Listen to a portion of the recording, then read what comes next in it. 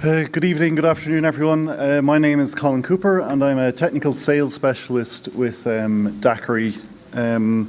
It's my job to help companies figure out where AR can help their business and how they can deploy it and the steps to do so. I basically help companies define their AR strategy.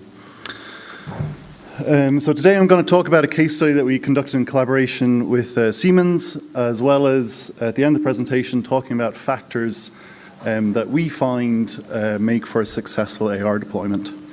I want to start off the presentation by thanking Siemens, the Siemens groups that we've worked with, for allowing us to share the content. It's not only useful for DAQRI, but obviously for the industry for talks like this. So just a quick show of hands, how many people know DAQRI?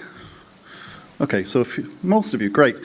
For those that don't know, we're the leading provider of core AR technologies focused on enabling AR everywhere. We make several core AR technologies, from computer vision algorithms to displays, and we use those capabilities to produce 3 shipping products at the moment, including industrial AR wearables, the DAQRI Smart Helmet, and the DAQRI Smart Glasses, as well as an automotive holographic hood. Our mission is to provide professional-grade AR. What is that, I hear you ask? For DAQRI, there are 3 pillars of professional-grade AR. The first one is purpose-built design. For industrial applications, that means safety certified, designed for indoor and outdoor use, a wide field of view, and a powerful processor for creating those rich AR experiences. It also means a platform and ecosystem, so that means devices, operating system, and extensions to allow you to build AR solutions for your organization, together with an ecosystem of partners and consulting to help you solve the problems that really matter. And finally, a developer and application focus. So with the DAQRI VOS extension for Unity plus our out-of-the-box apps, you can start with AR from day one. So in the next few minutes, I'll cover a successful case study that we conducted at Siemens, and I'll also cover, as I said, the key factors for creating real AR solutions. So we worked with Siemens gas turbine division to improve hands-on training for service technicians. So here's what a gas turbine looks like when it's installed. As you can see, it's pretty large, about 300 tons, and it's a pretty complex piece of machinery. For Siemens customers and Siemens themselves, each turbine represents a significant investment. So in order to keep that investment generating value, and i.e. revenue, it needs regular servicing to keep running and maximize profitability. Being complex machines, obviously learning to service them is quite a complex task. To be certified as a turbine fitter, the full process takes about 3 years, including 3 months of pure classroom-like training, as well as the base mechanical engineering degree that these people require. So we asked ourselves, can AR improve training turbine fitters? So we narrowed the challenge to focus on one key task that we could test and provide good results on. And that is assembling a burner. So there's about 16 of these burners, and it's where the fuel is injected and ignited to essentially make the turbine run. So here's just a screenshot of the application that we developed, and it has 3 main components. On the left-hand side, a 3D model viewer that allows the wearer to interact with the 3D model, see step by step, rotate the model as they need to, etc. Also a text viewer, which provides the verbose step-by-step instructions for the user, and as well as a control and state bar along the top to allow the user to advance through the instruction. We have this app in our booth, so if any of you want to try it, we can demo it on request. So as a result of our use case and our testing, we had some great key takeaways, and they talk to the things that we always want to see when we're talking about AR, that is speed, efficiency, and error reduction. There are copies of this case study actually available on our stand for anyone that's really interested. But we had 4 users try out the application. 2 of those were complete novices. They'd never completed the task before. One was the expert, so the person who'd actually written the instruction, and the 4th was a refresher, so someone who had done it but not very recently. We timed each participant and found that, as expected, obviously the expert did it the fastest. However, all users completed it with a similar amount of time.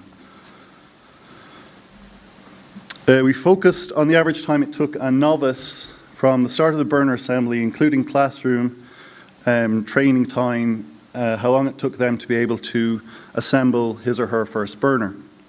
Our participants estimated this was normally about a day, because they need to review materials, kind of look at the environment, look through the instructions, etc., before they gave it a go.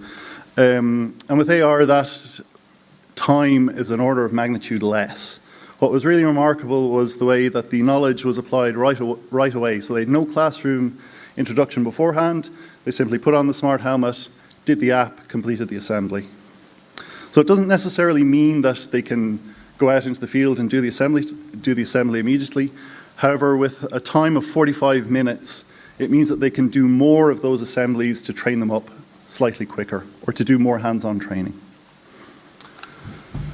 So Siemens is not the only leader building and deploying AR applications with DAQRI today. In construction, Mortensen Construction worked with DAQRI and Autodesk to build an application to visualize BIM models on construction sites for clash detection. And in motorsport, Aprilia Racing is using AR to improve the efficiency of their mechanics in the pit lane. There are over 150 companies working today with DAQRI, creating AR applications that are changing the future of work. So as I said, I'd like to talk about the factors that contribute to a successful AR deployment. Some of you may have seen various versions of this. The first 2 or 3 layers are sometimes interchanged. But starting at the bottom, necessary infrastructure is really important. You need to be able to deploy a device at scale. So that's having device management tools, properly integrated into your IT infrastructure, etc. It's not just the connectivity piece, i.e. having Wi-Fi. Secondly, content.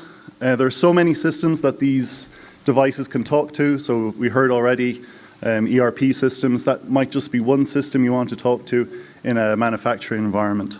It's important to have your data in a digital format, and not only in a digital format, but it also needs to be consolidated.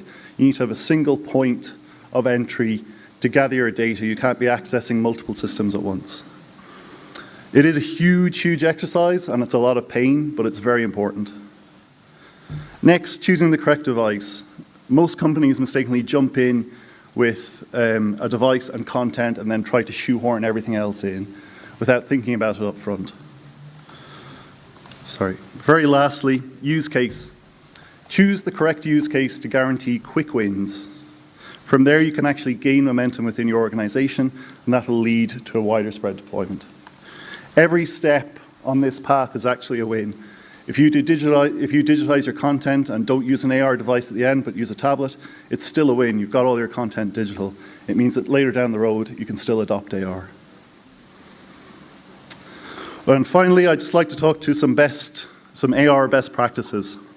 So firstly, it's go to real environments. It needs to be fused with the world, and getting developers and designers building the app into a real space can be a great asset in ensuring an effective delivery. If you can't get there in person, take measurements, mock-ups, photographs, etc., of key features and steps within your process. Focusing on end users when designing the experience also offers great advantages. If you involve middle management or management level, the workers may never even adopt it. Your device will sit on the shelf and it'll never be used. Often, if they're involved at the beginning and end of a process, however, getting their feedback throughout it is key. Knowledge of how they move and work in their space as well means you get the right UX, and their feedback at checkpoints in the development is a huge asset, as we have found both with this Siemens use case. Perhaps the most important element of the project is to measure your results. Data like I've presented here is really key in allowing you to roll out that AR solution across your company. Key barriers to AR adoption are confidence in technology and time to value. If you have the data to prove that with confidence, it justifies the bigger projects and investment in AR. And finally, when the data is good, make sure you're ready to follow up on your investments. We all know AR's potential. When we see good data, that is when leading companies are ready to move to the next step and scale up. So I've gone through that very quickly, but thank you for the time and thank you for listening to my presentation. You can find DAQRI here. You can experience the application I've talked about on booth 209, and check out our other talk by Paul Sweeney, VP of DAQRI International, tomorrow on the main stage at 10:20. Thank you.